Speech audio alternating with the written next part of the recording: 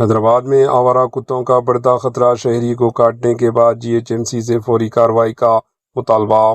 حیدرآباد کے اولڈ ملک پیٹ علاقے کے MCH کالونی میں آوارہ کتوں کا مسئلہ سنگین صورتحال اختیار کر گیا۔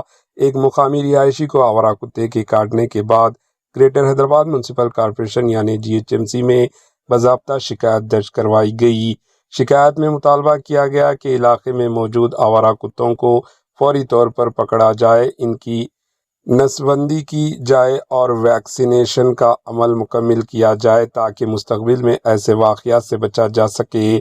شہریوں کا کہنا ہے کہ آوارہ کتوں کی وجہ سے بچوں، بزرگوں اور روزانہ آنے جانے والے افراد کی جان کو خطرہ لاحق ہے، اس لیے متعلقہ حکام کو فوری اقدامات کرنے چاہیے۔